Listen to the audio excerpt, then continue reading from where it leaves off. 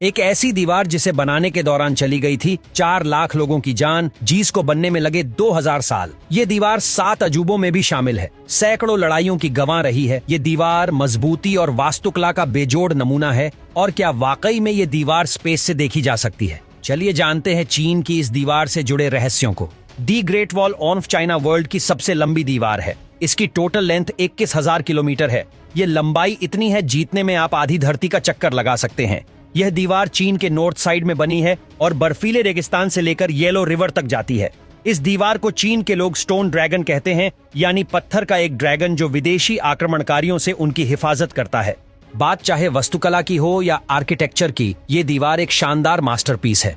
हर साल 1 करोड़ से भी ज्यादा टूरिस्ट चीन के दीवार देखने के लिए आते हैं। ये वर्ल्ड के मोस्ट पॉपुलर टूरिस्ट अट्रैक्शन में से एक है। साल 1987 में इस दीवार को यूनेस्को ने वर्ल्ड हेरिटेज साइट का दर्जा दिया था और आज 7 वंडर्स ऑफ वर्ल्ड में भी ये दीवार शामिल है। इस दीवार का काफी हिस्सा ऊंची पहाड़ियों के बीच में बना हुआ है। कई जगह तो ऐसी है जहां पैदल पहुंचना भी दुर्लभ है। ऐसे में एक सवाल आता है कि सैकड़ों हजारों साल पहले इस दीवार को किस तरह बनाया गया होगा, और उससे भी बड़ा सवाल ये है कि इन दीवारों को बनाने की जरूरत ही क्यों पड़ी। इसके लिए हमें इतिहास के पन्ने पलटने होंगे। चीन में प्राकृतिक तौर पर काफी डाइवर्सिटी देखने को मिलती है। इसके एक हिस्से में कई नदियां, झीलें और उपजाऊ जमीन है, तो दूसरे हिस्से में सूखा रेगिस्तान और बंजर जमीन। सबसे पहले चीन के शांघाई प्रांत में रहने वाले लोगों ने खेती बाड़ी करनी शुरू की थी। वो येलो रिवर के पानी से सिंचाई किया करते थे। चीन के पड़ोस में मंगोलिया, मंचूरिया और झिंगजुआंग जैसे साम्राज्य थे। इन इलाकों में बहुत उपजाऊ जमीन नहीं थी। यहाँ पर अधिकतर लोग चरवाहे थे। मंगोलिया को तो आज भी नोमैडिक लैंड कहा जाता है। ऐसे में यहाँ रहने वाले चरवाहे अक्सर चीन में लूटपाट करने के लिए आ जाया करते थे। यहाँ पर लोगों से अनाज और अन्य सामान लूटकर वापस चले जाते थे। इसीलिए चीन के लोगों ने अपनी और अपने सामान की सुरक्षा के लिए शहर के चारों ओर दीवार बनाने की शुरुआत की।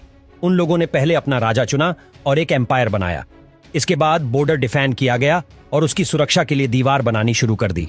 भारत में भी किले के चारों ओर लंबी और ऊंची दीवारें बनाई जाती थीं। किन्शी हुआंग चीन का फर्स्ट एम्परर बना और उन्हीं के टाइम पीरियड के करीब 223 बीसी में the great wall of China बनाने की पहली शुरुआत हुई।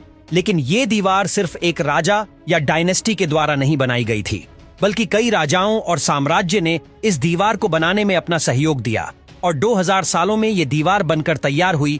आज इतने सालों बाद भी ये दीवार पूरी मजबूती के साथ सीना तान कर खड़ी है। इसे बनाने के लिए चीन के राजाओं ने अपने जमाने के बेस्ट इंजीनियर्स की मदद ली थी। दीवार का अधिकतर हिस्सा क्ले ब्रिक से बना हुआ है। ये ईंटें वैसी ही थीं जैसे कि आज हमारे घर बनाने के लिए इस्तेमाल की जाती है। मिट्टी से ईंटें बनाकर उन्हें घंटों तक भट्टी में पकाया जाता था, जिससे वो मजबूत हो जाएं। लेकिन इन ईंटों का साइज आज की ईंटों के मुकाबले 4 गुना अधिक था। दीवार खड़ी करने से पहले नींव भरी गई है और ये न्यू ग्रेनाइट पत्थरों से भरी गई है। दीवार के बाहरी हिस्से में चिकनी ईंटें लगाई जाती थीं, जिससे कि कोई आक्रमणकारी इन दीवारों पर चढ़ने की गुस्ताखी ना कर सके।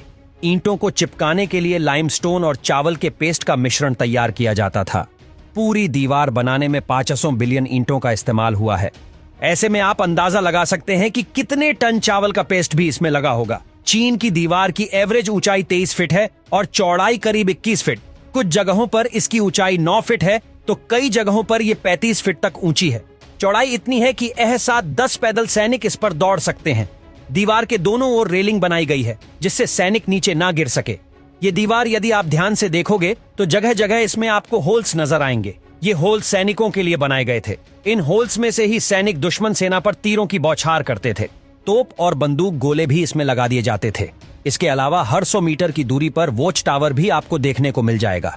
इन वॉच टावर्स के ऊपर चढ़कर सैनिक दुश्मन पर नजर रखते थे। यदि दिन के समय कोई खतरा महसूस होता तो सैनिक झंडा फहरा देते थे और रात के समय आग जलाकर सिग्नल देते थे। वॉच टावर के नीचे एक कमरा होता था जहां 25 सैनिक रह सकते थे। सैनिक खाना खाने और आराम करने यहां आते थे। पूरी दीवार में ऐसे 25,000 वॉच टावर्स आपको देखने को मिल जाएंगे। यदि कोई दुश्मन नजदीक आता या फिर दीवार पर चढ़ने की कोशिश करता तो सैनिक उस पर बड़े बड़े पत्थर फेंक देते थे। थोड़ी ऊंचाई से देखने पर यह दीवार किसी सांप जैसे लगती है। एक और बात जो शायद आपने भी बचपन में सुनी होगी वो ये है कि ये दीवार स्पेस से भी दिखाई देती है, लेकिन असल में इस बात में कोई सच्चाई नहीं है। अंतरिक्ष से या चांद से चीन की ये दीवार नजर नहीं आती। अगली बार अगर आपसे कोई ये बात कहे तो उससे आप सच बता सकते हैं। इस दीवार के अंदर कई खुफिया सुरंग और दरवाजे भी बने हुए हैं। ये रास्ते सिर्फ चीन के सैनिकों को ही पता थे। इनसे वो एक जगह से दूसरी जगह बहुत कम समय में पहुंच सकते थे। कुछ हिस्टोरियन का ऐसा भी मानना है कि इन गुप्त दरवाजों से चीन के सैनिक मंगोल में प्रवेश करते थे और वहां पर लूटपाट कर वापस आ जाते थे। इस दीवार को बनाने में करीब 20 लाख मजदूरों ने अपना योगदान दिया था।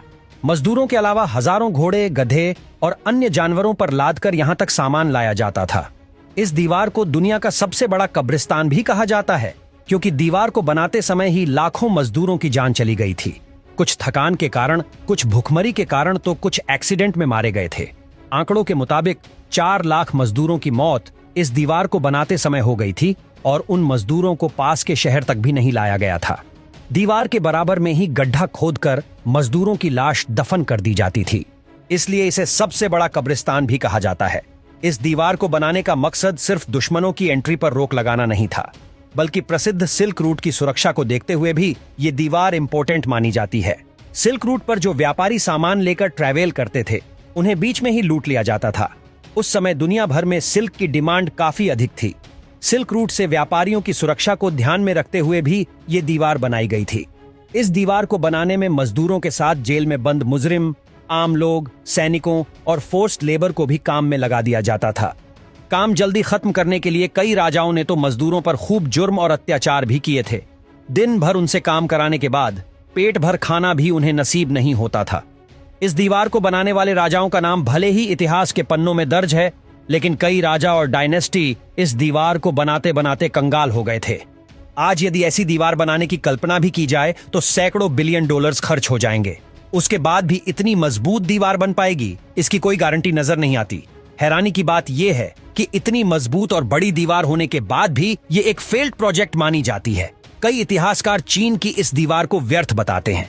ऐसा इसलिए क्योंकि इस दीवार के बनने के बावजूद मंगोलों और विदेशी आक्रमणकारियों ने चीन पर हमला किया। ये दीवार उन आक्रमणकारियों को रोकने में कामयाब नहीं हो पाई। 13वीं सेंचुरी में चंगेज खान इस दीवार को लांघ कर चीन में घुस गया था और उसने चीन में खूब तबाही मचाई। इसके बाद इस दीवार का दायरा और बढ़ा दिया गया। साल 1644 में मांचू कबीले के लड़कों ने चीन में एंट्री की और तख्ता पलट कर दिया। इसके बाद चीन में मिंग डायनेस्टी का राज खत्म हो गया और किंग डायनेस्टी ने कब्जा कर लिया, जो 20वीं सेंचुरी तक जारी रहा। इस डायनेस्टी के दौरान मंगोल भी चीन का एक पार्ट बन गया था, और क्योंकि मंगोल के खतरे से बचने के लिए ये दीवार बनाई गई थी, ऐसे में ये दीवार पूरी तरह से वेस्ट हो गई थी। वर्ल्ड वॉर 2 में भी चीन की इस दीवार की महत्वपूर्ण भूमिका देखने को मिली। यहीं पर चीन अपने सोल्जर्स को ट्रेनिंग दिया करते थे। इसके अलावा जापान की आर्मी को रोकने में इस दीवार ने काफी मदद की। ऐसे में इस दीवार को पूरी तरह से व्यर्थ भी नहीं कहा जा सकता। आज ये दीवार दुनिया भर के पर्यटकों के लिए आकर्षण का केंद्र है। इतने सालों में इस दीवार का काफी हिस्सा क्षतिग्रस्त हो गया है।